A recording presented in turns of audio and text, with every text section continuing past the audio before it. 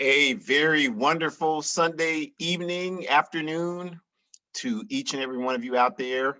We, of course, hope that you are maintaining your highest and most comfortable level of physical, spiritual, and mental health, and that you are all doing well. And we sincerely thank you for joining us this Sunday for this extremely important topic that we will be addressing over the next hour: African women's health within the capitalist system.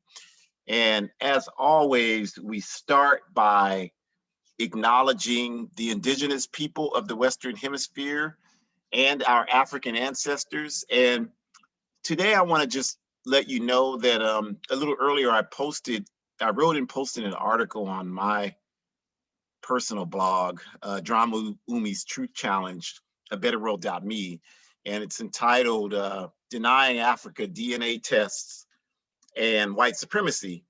And, when I say honoring the indigenous people and our African ancestors, there's this really sad thing happening in African communities today, where all these people who have PhDs from watching YouTube are saying that, we have always been indigenous to the Western Hemisphere. And this is so incredibly disrespectful to the actual indigenous people of the Western Hemisphere. I'm talking about the people who identify themselves as natives, as Indians, as Chicanos, Mexicanos, all of those folks who are indigenous to this hemisphere. It's so disrespectful to them, as well as to our African ancestors who we have such a proud African history, you all. And the only problem with our history is that most of us do no study of it. And because we don't have any study of it, we don't understand anything about it. And we feel like we have to make up things to compensate for what we don't know, when all we have to do is do the work and we can find out the proud history that we possess. So we honor the indigenous people who are fighting for their land back, as they should. This is their land. They should have it. They should have the ability to govern their lives in healthy ways through this land. And they will never be able to have that as long as this empire exists on top of their land. So we stand in complete solidarity with them getting their land back, period. And we, of course, recognize and honor our ancestors. And a little different of a format today. Generally, we should be able to do a much better job looking at comments that come in. Shakura is not a person on social media. So since normally our format is I'm doing the latter end of these workshops, it's difficult for me to do that and look at comments. So today, since she will be doing the bulk of the presentation, and that will probably be the case for the coming weeks, then that'll allow me to be able to read whatever you all write in there and to share some of that. So we're excited to have you here for African women's health within the capitalist system. And we just start, as we always do, by some brief introductions. Jamu is speaking to you right now, organizer for the All African People's Revolutionary Party, the organization that sponsors these weekly workshops. And I've done work for the party all over the world, mostly in Africa and in this country. And also we have Shakura here, my daughter, amazing daughter, who grew up in the All African People's Revolutionary Party's Young Pioneer Institute, and of course still works within the APRP today. She is on the verge of completing her doctorate, which would make her the first doctor in our family, in communication public health around women's health issues. So she's going to handle the bulk of the presenting this month, since this is her specific area of focus in her academic as well as her activist life. And then just to give you a perspective, the All African People's Revolutionary Party has a specific objective, and that objective is Pan-Africanism, which we define as one unified socialist Africa, one unified socialist Africa. We believe that Pan-Africanism is the solution to our problems in the world. And as Kwame Nkrumah said, until Africa is free, we don't believe any African anywhere on earth will ever be free. And in the book you see on the right, the Handbook of Revolutionary Warfare, Nkrumah lays out the strategy in that book for how we achieve Pan-Africanism. And that strategy is we unite on the ground, on a grassroots level, with all of the revolutionary Pan-African formations on the ground in Africa. And through that, we create one body, the All-African Committee for Political Coordination. And that body's objective is to facilitate the work to run these vicious thugs, these multinational capitalists, out of Africa and reclaim our mother and our continent for ourselves. Someone asked me yesterday, they said, boy, you're really protective of Africa. I'm like, that's my mother. That's my mama. I'm extremely protective. You better not say anything about my mama around me. I mean, I love my biological mama too, but I understand that all of our mother, whether we acknowledge it or not, is Africa. And I'm talking about African people, because a lot of other people, a lot of Europeans like, well, we're all from Africa, but you being here today has nothing to do with Africa. Africa has no impact on your life. Whereas the only reason why I'm sitting where I'm sitting right now, the only reason why I'm speaking English, the only reason why I'm dealing with the trauma I've dealt with my whole life is because of the colonization of Africa. So it's a totally different thing to say that we're African people, and then for people to say, well, we all started from Africa. That's night and day.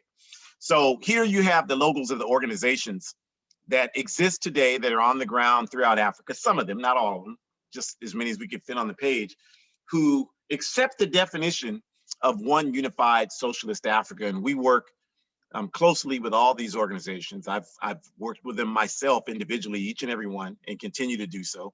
And we will continue to build our fighting force. And we have chapters all over the world with other liberation movements, the Palestinian National Liberation Movement, the Irish Republican Socialist National Liberation Movement, Filipino National Liberation Movement, of course, the movement for the indigenous people of the Western Hemisphere. So with that little switch today, I'm going to get us started, and then I will turn it over to Shakura. So where we start first is just in talking about mortality rates for women throughout Africa today, mortality rates. And what we mean by mortality rates are, when do our women, how long do they live? What is the quality of life in the time span that they exist on the planet Earth? Okay, and how does that connect with women identifying people all over the world? You know, what's the standard for that? How does that, and if there are disparities, what are the reasons for those disparities? So that's what we're going to be looking at today. And the first thing I want to call your attention to is, according to the World Health Organization, in 2018, women in Africa accounted for 533 maternal deaths per 100,000 live births. So for every 100,000 live births that happened in Africa in 2018, 533 of those women did not survive that process. If you look at that, women in Africa account for 68% of all maternal deaths in the world today. So, you know, we are more than 2/3 of the women who die from maternal mortality are women in Africa, which is unacceptable, of course. The United Nations and the African Union primarily cite, if you go and study what they're talking about in relationship to this issue, they cite a lack of education, quote unquote, as the leading cause of this unfortunate reality. And, you know, we would say that the problem is not a lack of education. The problem is the exploitation of Africa and the impact that that's had on every African, particularly women identifying Africans. Because this exploitation of Africa has created the conditions where we have the richest resources in the world, but we don't have access to them. We don't benefit from them. So most of the poverty in the world exists in Africa, or at least the highest degree of poverty, I should say. And so that prevents our women identifying people from having the resources they need to ensure that their health is prioritized. So this is not an issue of lack of education. This is an issue of capitalism and imperialism. And then, according also to the United Nations and the African Union in 2018, women in Africa accounted for 243 of the overall deaths for every 1,000 women And this is just general mortality rates, not just specific to maternity. 243 out of every 1,000 women in Africa don't live after a certain period of time. And usually we're talking about in their 30s is what we're talking about. And this is compared to here in the US, where there's one woman for every 1,000 women dies through the same mortality rate comparison. And I think, you know, if you look at indigenous women in this hemisphere, the rates are oftentimes worse than even for African women, and certainly, you know, trending along the same line. So all of this that we're saying, you could apply that to indigenous women as well.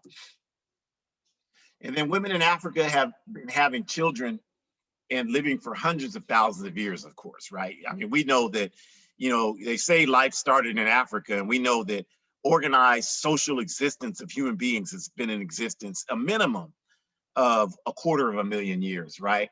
So clearly this problem can't just be education, you know, because we haven't had for that entire period of time a problem with mortality rates. This has been a relatively recent phenomenon since colonialism has dominated Africa, as I mentioned previously. So we're talking about a system where profit is more important than people.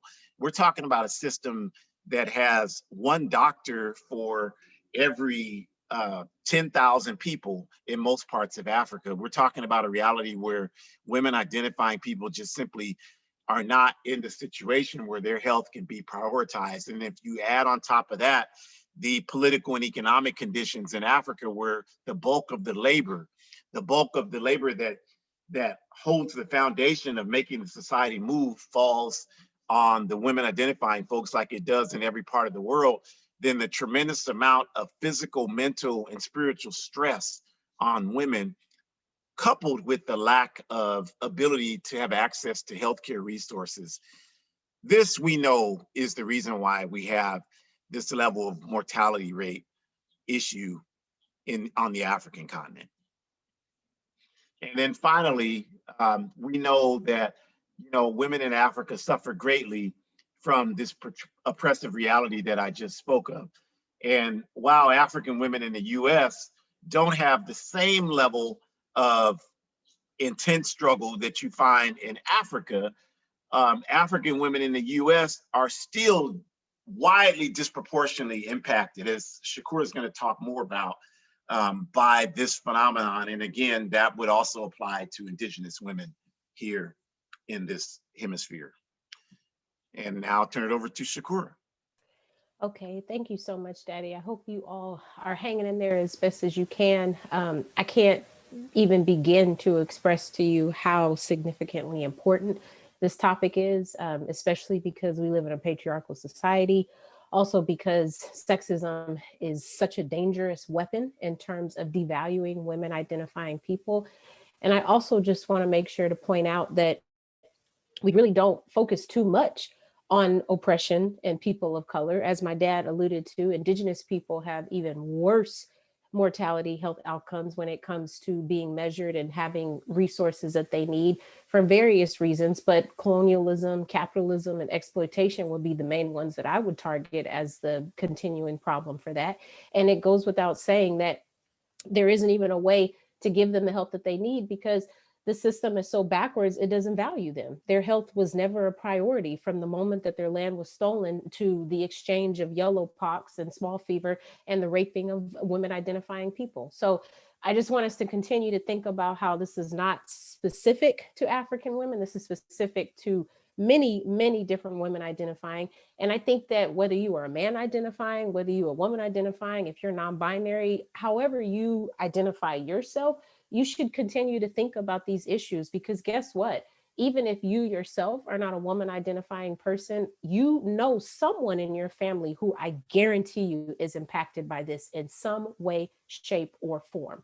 So I'm not just talking about women identifying people who have died from mortality, because you may not know a woman identifying person who's died, but I guarantee you, you know a woman identifying person who has been explicitly oppressed when it comes to them identifying their health, when it comes to them advocating for their health, and when it comes to them seeking resources. Unfortunately, that disparity is the common denominator of all women identifying people. So whether you yourself have experienced it or you know someone, I guarantee you, you mark my words on that, because this is just too common. And this is, again, based on patriarchy, white supremacy, capitalism. It's always those 6 things. If you're ever unsure about why problems exist in the world, always go to capitalism first. And then from there, start to study colonialism, white supremacy, patriarchy, and other isms. And then I guarantee you, you'll find your answer. The road always leads back to capitalism. Okay. So on that note, let's dig a little bit deeper into how this all started and where it all came about. Okay. So I want us to keep in mind that we first have to understand that when Africans were kidnapped and brought over to Jamaica and the United States and parts of South America, Costa Rica, all these places that Africans now currently exist, we did not experience humane treatment. And I know we all know that, but I want to be very explicit in addressing my ancestors who were raped on a daily basis. We need to acknowledge that. And we don't even know all of their names. So the fact that they went through what they went through so that I could be standing here today, it makes me want to break out in tears, because I can't even begin to imagine how scared they must have felt and how desensitized they probably had to behave, because if they showed too much emotion, they might be killed or beaten or raped even more. So it's like, how do you just get over this so that this man identifying person can leave you be, so that you can try to have some type of sense of self-worth, even if the person who just raped you doesn't have to value that.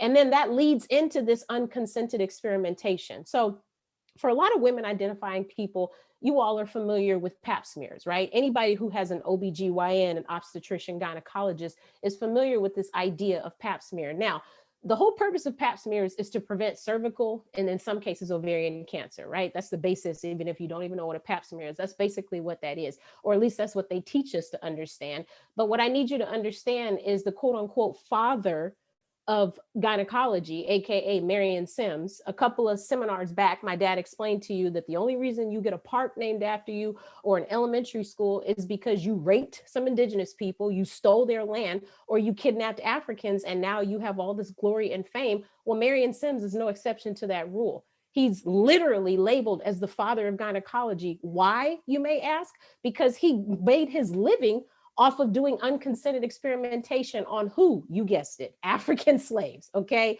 And I want to explicitly say unconsented, and then had the nerve to document the fact that we were strong and we experienced pain very well. That's where that whole BS ideology came from, that we don't have pain. African women don't experience pain. We have high pain tolerances. That's where that BS came from, because he had notes that are publicly available, by the way, so you can research it yourself, where he's talking about how one person, case study number 2, literally had her clitoris removed, y'all, okay? I just need you to understand the severity of the situation, okay? Had her clitoris removed, and then he documented how she behaved after this experiment took place, okay? And then he would travel to different plantations and just pick who he wanted to work with. He was in cahoots with the plantation master. He probably paid him, or maybe he didn't, because whatever, it doesn't matter. And then that's how gynecology came to be known. As I said, he's the father for a reason, okay? So this is where pap smears and the tools that they use to expand your cervix, that's where all of that came from, was the research that he did on African women and probably on indigenous women, but unfortunately I couldn't find that research, okay? So I just want us to be very clear that that's where that came from. And that's where the idea of pain came from, and the acceptance of pain being a high tolerance. That's where all of that came from, all right? We also need to think about that how that came to be, that has built this lineage for misinformed information. So we're talking about when you do go to talk to your doctor, how your doctor has all these implicit biases, these racial standpoints of how your doctor is already perceiving you to be able to deal with pain. Doctors are more likely to not listen to African women because of X, Y, and Z reasons. But the basis of that comes from Marion Sims and his research. The basis of that comes from we don't have value in this system. The basis of that comes from the fact that we are not considered important enough to advocate about our own bodies, which we have had for 33, 48 plus years, but we don't know what we're talking about. Okay. And so then trying to understand, how do we still advocate for ourselves in a system that is constantly oppressing us? That is the question of the hour. How do you get humane treatment when the system you live in is based off of inhumanity? How does that happen? That's rhetorical. The basis of that is that you need to deconstruct all the systems that are perpetuating that oppression in the first place.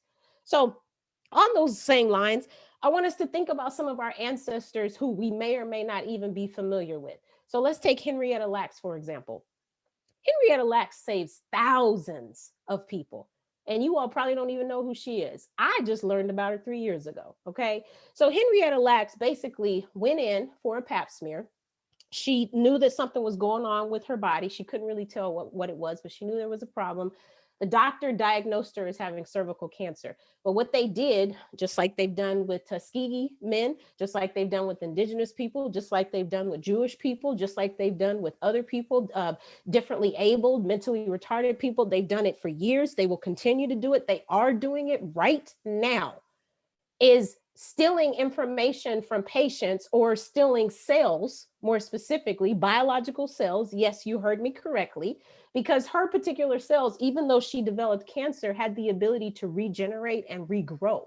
And so what they did was they said, let's try to see if we can use her cells to develop treatment options for diseases that we haven't been able to quote unquote find cures for yet. And that's why I said she saved thousands of people, because her cells were able to develop treatment options for diseases such as polio, to give you an example. Okay. So, of course, her family never got any acknowledgement for that. Her family didn't even know until 40 years after it had happened. The same thing with the Tuskegee syphilis experiment. And by then, the men had already been injected with syphilis. Don't let anybody tell you they weren't, because they were. Okay. I went to Tuskegee. I took research classes. I studied in the building where the syphilis experiment took place. Okay, so I know what I'm talking about. These men were injected with syphilis, and what the doctors did was they sat back and they watched, because they knew the men would then go to their houses and be intimate with their partners, which means that the syphilis is spreading. Okay, so even when the cure for syphilis came out, it still wasn't introduced to these men. So I just need us to understand this is not an accident. This has been happening for years, but the problem is there's more information out there for man identifying unethical treatments than there are for women identifying. And we need to continue to shine light on that. We need to continue to shine light on that, because you're not going to be able to deconstruct oppression if you only deconstruct it for man identifying people who are African descent. You need to deconstruct for everyone, because that's really how you build a socialist world, when you are acknowledging that anyone who is oppressed should not have to deal with that anymore. And then just on that same note, I just want us to think about other cases where that has happened. So I mentioned our Jewish brothers and sisters. I talked about our indigenous people being raped and assaulted, injected with smallpox. These are just small examples. I could go on and on. We know that people who are currently identifying as prisoners have unethical treatments being done to them all the time. Whenever there's a new drug on the market, the FDA will select certain prisoners and inject them with that. These are just the facts, y'all. These are just the facts, because anybody who doesn't have value in this country is expendable. That's basically what that boils down to. And from a white supremacy standpoint, they would rather have people who are expendable be the pawns, if you're a chess player, so that they can die out first, so that we can really protect the people who matter, which is people in power who typically are of European or white descent. Next slide, please. Okay, so on that same note, let's dig a little bit more into this, okay? So I want us to continue to think about, my dad made an excellent point, how he said, even though who is identifying that lack of education is the cause for that, that's not the cause. The cause is capitalism that doesn't value people of African descent, indigenous people, things like that. So as we continue to think about that, I'm going to help shave a little bit more into that. Okay, I want to sharpen that a little bit more. So what is it about capitalism that makes it hard for African women to receive treatment that they are deserving of? Well, lack of resources. There are plenty of studies out there that indicate that if you study WIC, so women, infant, and children clinics, if you study low income clinics that are in neighborhoods that are predominantly African or predominantly indigenous, but you know that they're low income because they're quote unquote in the ghetto, if you will, or maybe they are quote unquote majority of the people living there identify as low income, meaning they make below a certain amount of income per year. You want to start to think about what the treatment options look like for them. So let's say if we take a very affluent city, so no matter where you are in the world, you know that you have an area of town that is quote unquote not so safe, right, for racist white supremacy standpoints. And I want you to go to that clinic in that neighborhood that has stigma attached to it because most of the people that live there don't make enough money, or they might be unemployed, or they might not have jobs at all. Maybe the working class has not been able to benefit them because they lost their job for many reasons. Okay. So you go visit that clinic, and let's say you're going because you need to get something as simple as a pap smear done, okay? Or maybe if you're a man identifying, you need to go get a prostate exam. Okay. So you go to this low income clinic and you get serviced and you get treated there. And then I want you to go back to your car or your bus or however you got to the first clinic. And I want you to go to an affluent neighborhood that does have resources, that is not low income, completely opposite. And I want you to go in for the same medical concern. Whatever you went in for the first treatment, go in for the second one and take a look at how different your experience is going to be. So what I mean specifically is providers are literally trained to treat people badly in low income clinics. These are published studies, y'all. I'm not just making this up because I'm an African woman identifying person. These are published studies where people have researched this. And the perception is if you A, are low income, B, don't have insurance, or C, have insurance, but it's considered public versus private insurance, you are more likely to be treated badly. Okay. So I want you to ask yourself, who tends to fit into that category of having low income, no insurance, or maybe if they do, they have public insurance. 9 times out of 10, that's indigenous people. 9 times out of 10, that's African people. There is a small percentage of African people who A, have insurance, and B, have private insurance. And even then, they're not guaranteed to have better care, but private insurance people are more likely to be treated better than public insurance people, because public insurance people have stigmas attached to them because they don't deserve the fair treatment for whatever reason, backwards as it may be.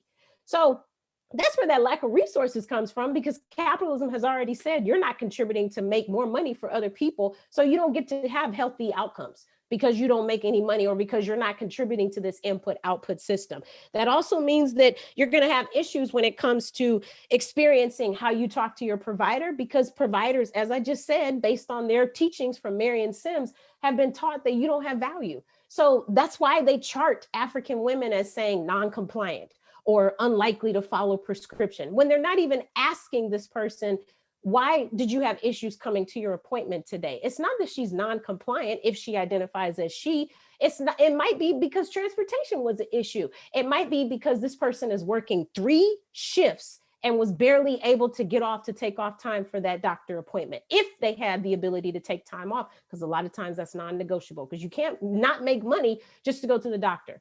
So you have to put your health on the back burner as usual, because God, that is the role of the African woman, so that you can still keep the lights on, or you can still keep breastfeeding, or you can still formula feed, or whatever your thing is that your family needs you to do, and they need your money to go to that. You can't afford to take time off. So instead of labeling this person as non-compliant, doctors really should be more humane and talk to them and say, what are some of the challenges that you face that make it very hard for you to value your health? But that's what happens in a socialist environment. That is not what happens in a capitalist environment. As my dad just stated to you, there's 1 doctor for every 1,000 patients. So how's the doctor going to be able to have that actual dialogue when we're talking about maybe a 20, 25-minute exchange at least with each patient? Doctors don't have that kind of time, because patients are money, and money is profit.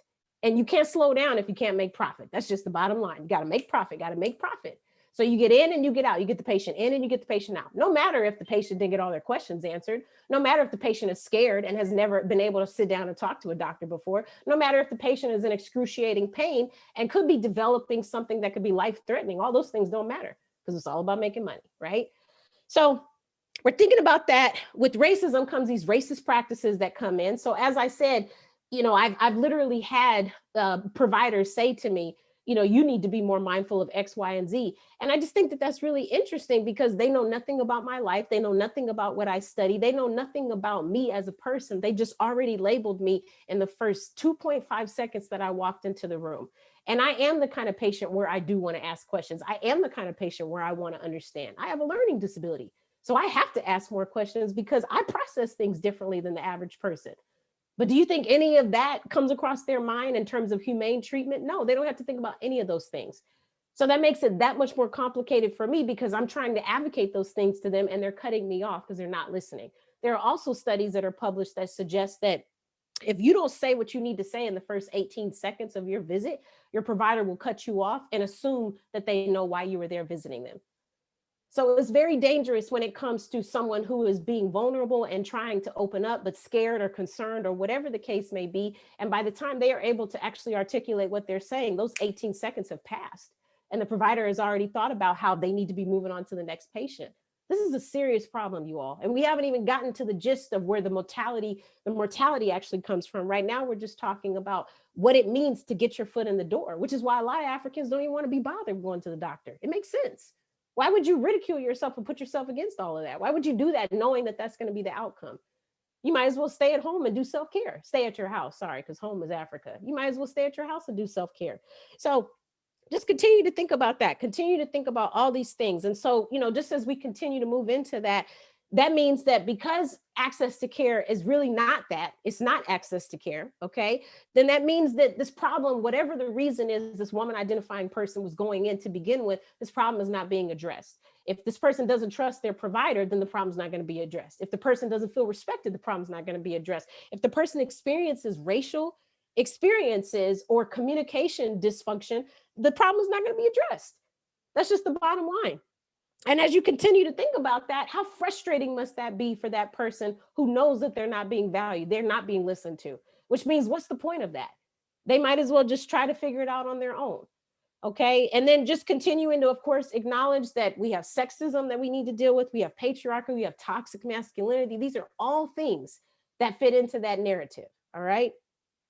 So just real quick, this sister we have on the right, this is Dr. Shalon Irving. May she rest in peace.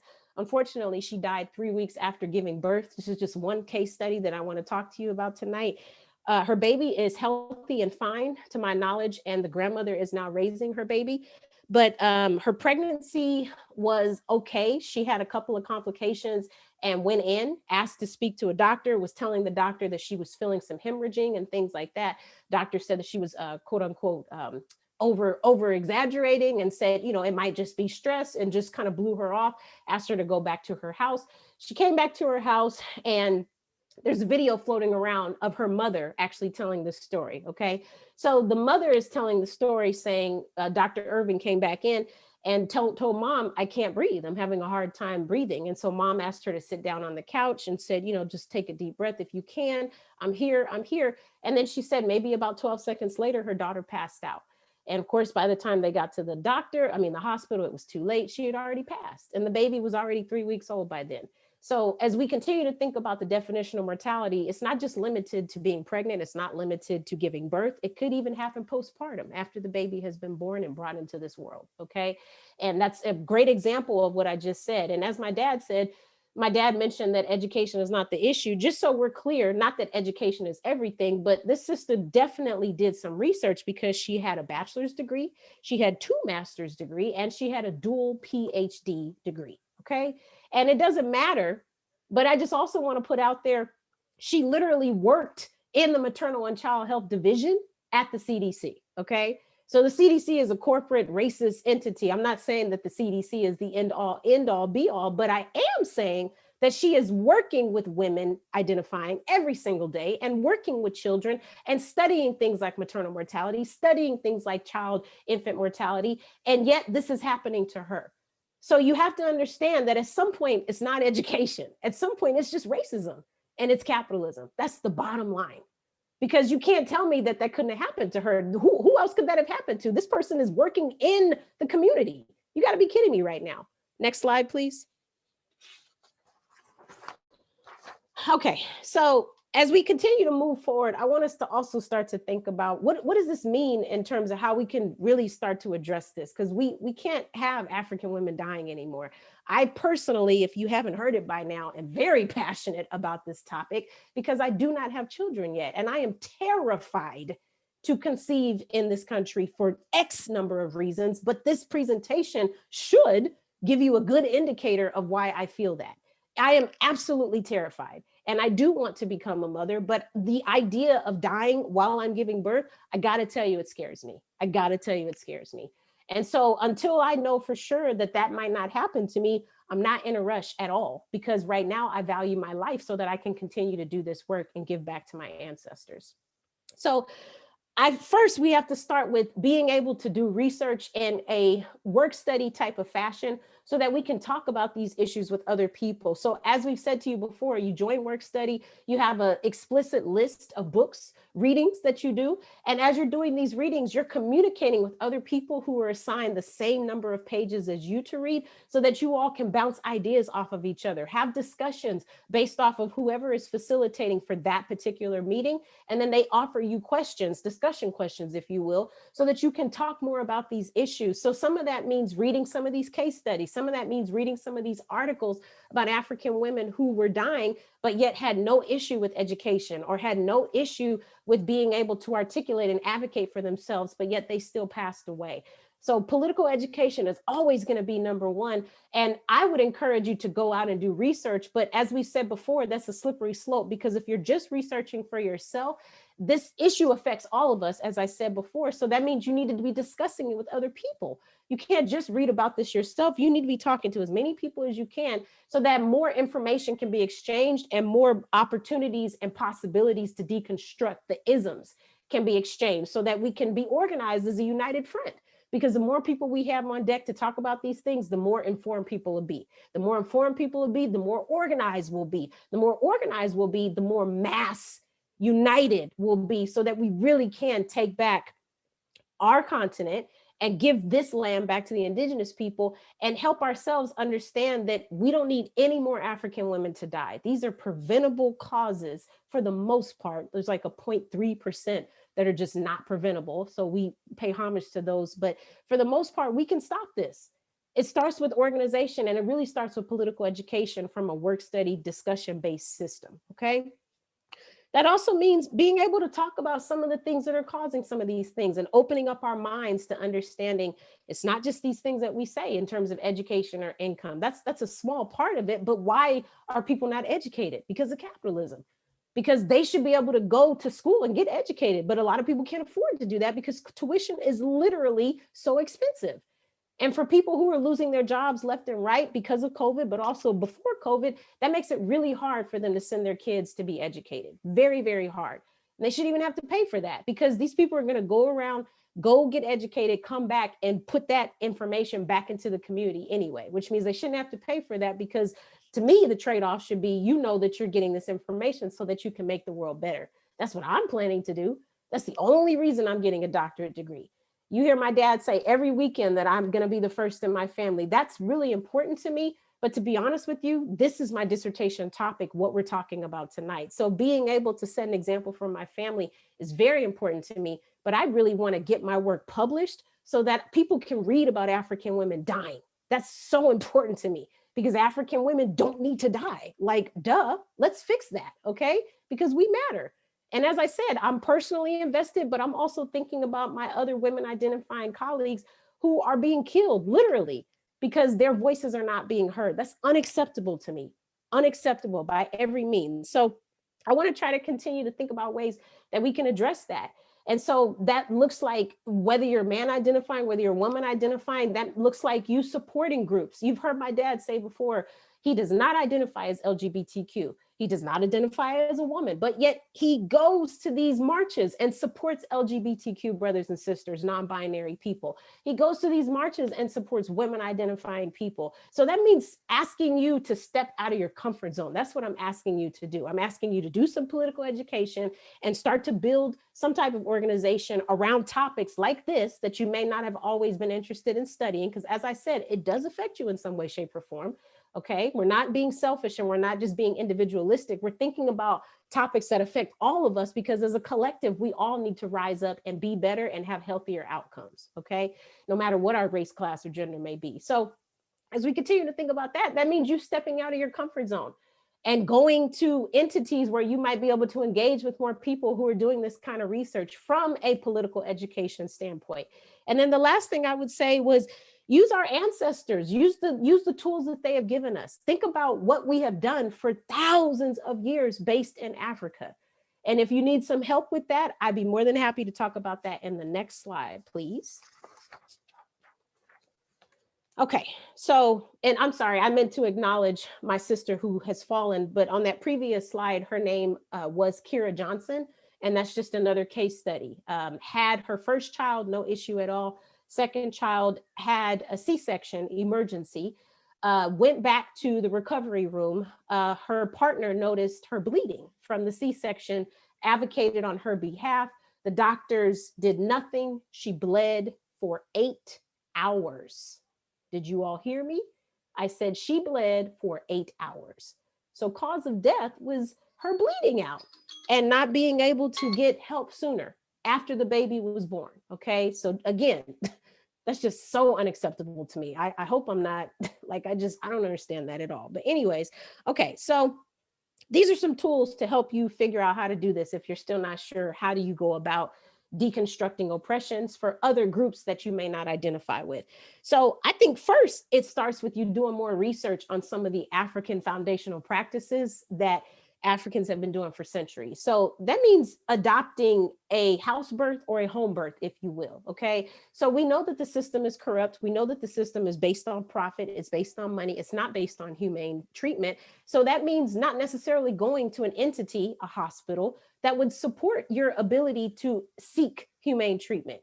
Hospitals are not interested in what works for you. They're interested in doing what's going to make money and what's going to profit for them. So if you have the ability, I would encourage you to either encourage women identifying people you affiliate with, or if you are a woman identifying yourself, to possibly look into having a house birth or a home birth, even if you have an apartment. And I say this as a doula who works with other doulas who attend home births all the time.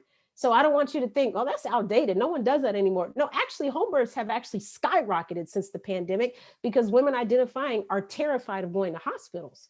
So they don't want to be in the hospital where COVID-19 is more likely to be transmitted. They would rather give birth in their own house where they know stuff is sterile, they know stuff is sanitary, and where they know where stuff has been and who has touched what stuff because it's their environment, it's their space. Also, let's think about the emotional stress that a woman identifying person goes through when they're about to push a human child out of them.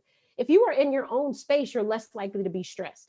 And I've talked to, they call them nkungas or midwives, but I have talked to nkungas and they have said, we don't encourage our clients or patients to push out on an empty stomach. So that's another Western capitalistic approach, expecting this woman identifying person to be starving when she's pushing a human child out of her. How are you going to push anything if you don't have any energy?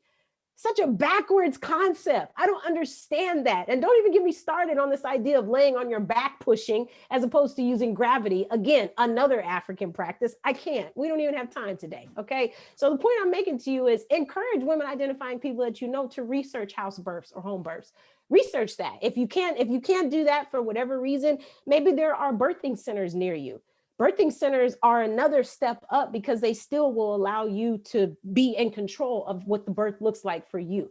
And typically people who work at birthing centers or people who attend home births are more likely to adopt traditional African principles because they themselves are what we would call alternative care. Okay. So they're not pushing this capitalistic white agenda. They just literally want you, woman identifying mom and baby, to be healthy. So they're going to do everything they can to make sure those needs get met. Okay. If you can, as I said, would encourage you to consider researching a doula. I'm not saying that because I'm giving you my plug. I'm saying that because doulas literally provide 100% constant support and care. Why is that important? That's important because whether this might be your first child or whether this might be your 19th child, you are going to need some support. The reason they call it labor is because it's work, okay? It is serious work. Like your heart rate is elevated, your heart is pumping fast, you're sweating. It is work to push a human child out of your body. That's work. So you want somebody there who might rub your back if that's what you choose to, and you give them permission to do that. You want somebody there who's going to tell you, I know that this is hard for you, but I believe in you. You want somebody there who's going to remind you, as your birth coach, they're going to remind you that you are capable of doing this. You know why? Because women before you have been doing this for thousands of years, and we are everything and that, and then some. So you need someone to remind you of how awesome you are. And that's where the doula comes in. Now, you might slip up and find a doula who doesn't care about their work, but I know some doulas here in Memphis, if you want to come to Memphis, who would give you the shirt off their back because they love what they do that much. And as I said before, they legit just want you to be healthy and they want your baby to be healthy. And they are the reason that I decided to become a doula, because I didn't even know what a doula was before that. So as I said, if you can get a labor coach, get a labor coach like a doula. A doula will be so helpful for you. You'd be surprised. And even if this is your 19th kid, why does it hurt to have more support? More support is always a good thing, right? And on that note, as I said, maybe you can get an Nkanga and get a midwife. Maybe if that's something you're interested in, a doula and a midwife would kind of talk to you about being organized, and that's where developing a birth plan comes into place. Even if the plan doesn't happen, even if you don't execute the plan, you still have something grounded to kind of help you get focused so that you have an idea of how you want this birth to go, even if it doesn't happen like that. Because if you let my parents tell the story, I was 18 days late. So clearly I didn't follow my parents' birth plan, but that's okay. Every child is different in their own unique way. The birth plan is just to kind of keep woman identifying mom stable so that this person is able to feel as comfortable as they can, even if things may not go that way, because at least they have a grounded idea of how they expect or want things to go, as opposed to the birth just being disorganized and chaotic. And then look up some support groups. Because as I said before, support is one of the best things. It's the best medicine. It's almost as good as sleep or water.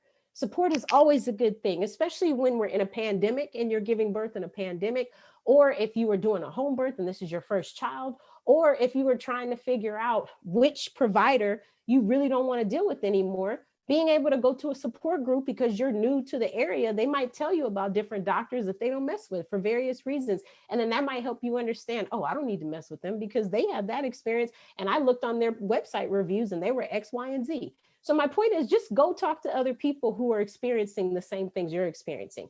And if you yourself don't identify as needing that support, research those support groups to give it to the person who does identify. Because again, it's all about connecting and it's about linking up information and resources so that we can ultimately get organized to put an end to these mortality rates. And then of course, as we said before, last but not least, continue to do some research. Continue to open your mind. We encourage you to have what we call growth mindset because we want you to not be afraid of finding information. There's an old saying that says, the more you know, the less you know. And I have found that to be very true. I've been researching this for going on 7 years now, and there's still so much out there I don't know. But I am committed to it. I'm interested in it. As I said, I have a personal investment. But more than that, I'm sick of African women dying. And if that is the last thing that I do before I die, then I think that my life has been pretty good because I don't want that to happen to any more women identifying African women. It's just unacceptable. I thank you all so much for your time and attention today.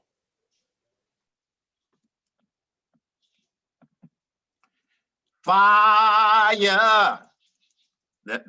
That's my daughter, y'all, laying it out there and really giving, I think, a very good analysis about several things that actually Shakura reminded me. You know, it's ironic you talked about childbirth and you talked about, you know, of course, the system of white supremacy, because just last night I was on the phone with your uncle Kitwana, and he reminded me, I had forgotten that when your mom was in labor with you, she was in labor 36 hours. And so I was there that whole time. And there was a time period where we were waiting and we were trying to decide if we were going to let them dilate or we were going to let them do a C-section because she was not dilating over a period of time. So I had been awake for a long time. And so I was sitting in the break room at the hospital being racially profiled by the staff there.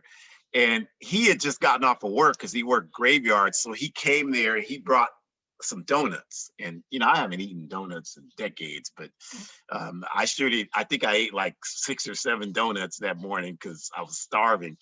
And they kept telling us we were laughing. It was like 5 in the morning. They kept telling us to be quiet, and we were rowdy in there. We were laughing and clowning and because I was loopy, and I'm sure he was because he was up working all night.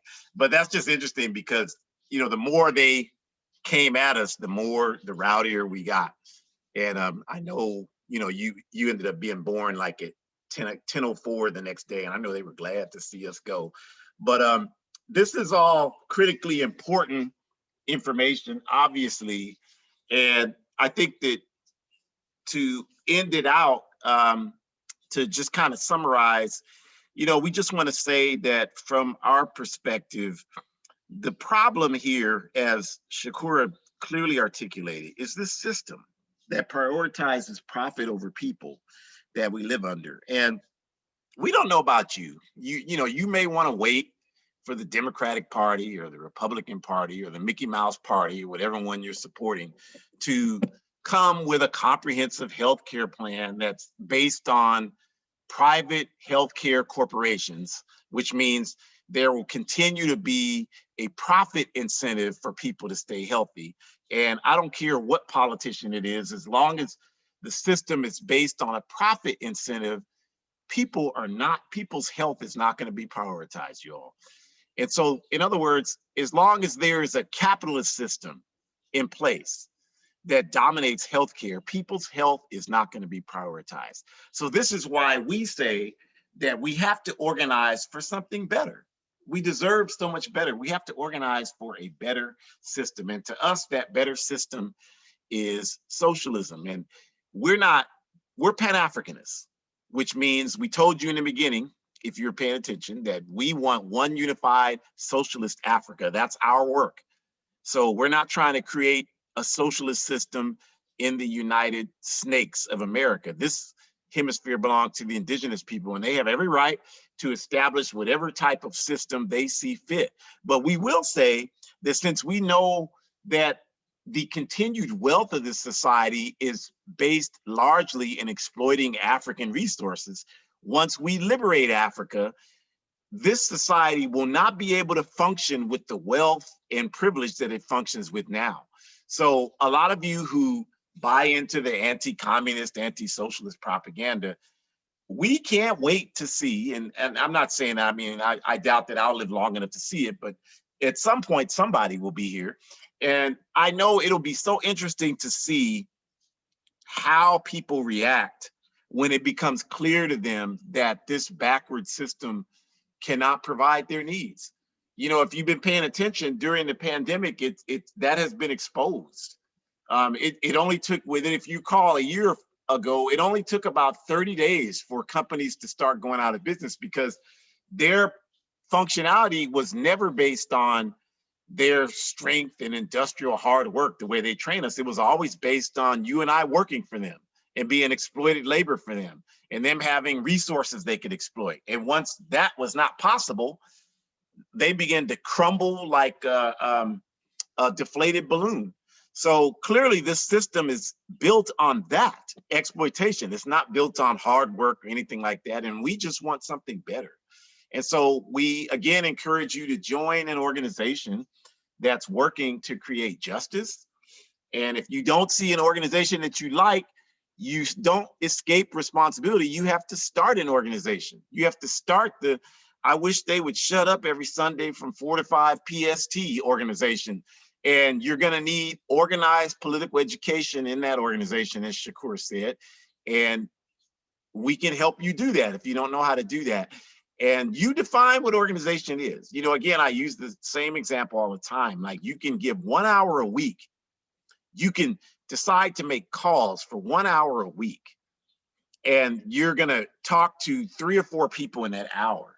And that's about 10 people a month that are being talked to about this work, that are being mobilized and organized to do this work. That's a significant contribution. Sekou Touré told us that bad organization is better than none at all. And so that's a great example of that. If you're talking to 10 people, those are 10 people that aren't going to be talked to if you're not talking to them.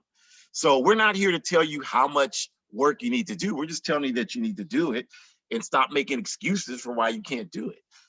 And the sooner we can get people in that mindset, the sooner we can solve these types of problems like healthcare. I don't know about you, but I'm not sitting around waiting on no Republican Party to do a dang thing for me. I'm going to organize and move us in the position where we can create a system where these things can happen based on the resources we're already producing.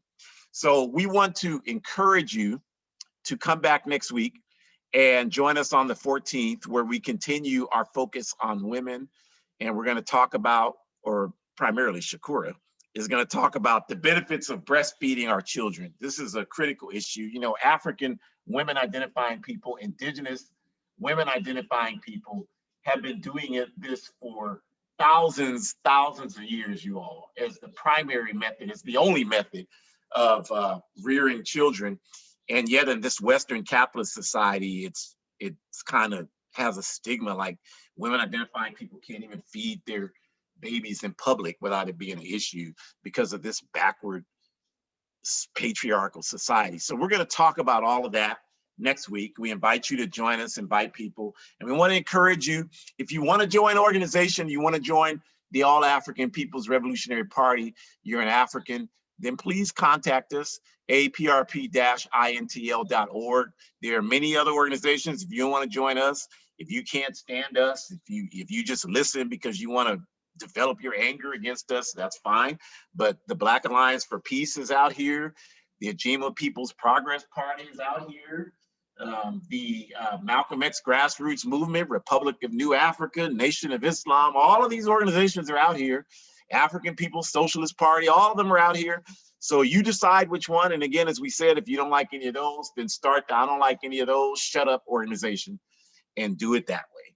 And we will support you 100% if you take that approach. My blog is Ajamu Umi's Truth Challenge at betterroad.me. I just posted an article there today. I encourage you to look at it. Asking you all, like, if these people that are claiming we're not from Africa and all these people taking these DNA tests, well, then we should be able to see DNA tests that Africans have that have no connection to Africa, because they're claiming upward of 50% of us here are not connected to Africa, which is insanity. But the problem should be solved. I'm waiting for the DNA tests that from an African that show me that your entire history has nothing to do with Africa, that you've been here thousands of years, not one or two people out of millions of people, but this 50% of us that these people keep saying based on the PhDs they earn from YouTube. So that's what that article is about. I encourage you to check it out. Hoodcommunist.org. We have a focus this month on women's history as well. So we want to encourage you. We're highlighting African women who have made contributions with their lives to forward progress. So we encourage you to go there, hoodcommunist.org. Study and listen to African revolutionaries, you all. And then finally, lastly, but certainly not least, we want to encourage you to mark your calendar for April 4th, the 53rd commemoration of the assassination of Dr. Martin Luther King Jr. On that date, we will be having the virtual book release event for the 76-page manifesto I just published, entitled A Guide for Defense Against White Supremacist, Patriarchal, and Fascist Violence. And what we're going to do there is assemble an outstanding panel of the Hood Communist Collective editors who are located all over the country. And you see that on the flyer there. We have our comrade Erica Keynes from Black Alliance for Peace, and Mac from Black Alliance for Peace, comrade Onya Samu from our All African People's Revolutionary Party, comrade Ghazi from Black Hammer Organization, and we have myself from obviously APRP as well. Shakur is going to be moderating us, and there's going to be an outstanding panel discussion, and then I'll read a little from the manifesto. It's designed as an addendum to Kwame Nkrumah's Handbook of Revolutionary Warfare. So we encourage you to get with people and read it. I'm so encouraged. So many people are saying, yeah, I'm getting with groups. We ordered several copies. A lot of people are getting it. And we want to organize groups so that we can put some of this that's in here into practice in these neighborhoods. And I've heard that from 8 or 9 different credible sources, and we're just getting started. So we want to encourage you to participate there, get that manifesto. Let's get organized, you all. Organization is the weapon of the oppressed, as it says there on the flyer, quoting our elder eternal comrade Kwame Ture. And we believe that 100%. So if we're not organized as a people, then that is the reason, you all, that we're not making the progress they want to make. Nobody's going to free us but ourselves. It's always been that way, and it will always be that way. Nobody is going to fix the problem but us. And so that requires us to be engaged and involved in order for that to happen. So we thank you for joining us for this hour.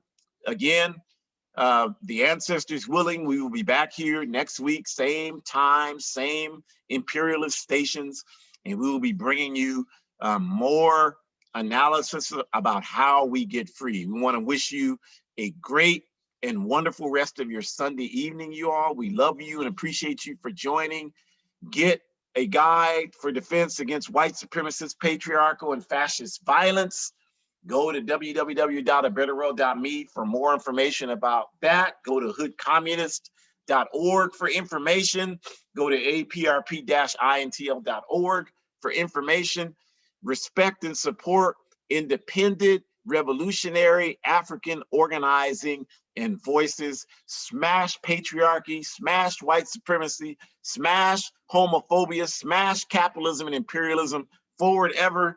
And everybody, you have a great rest of your Sunday.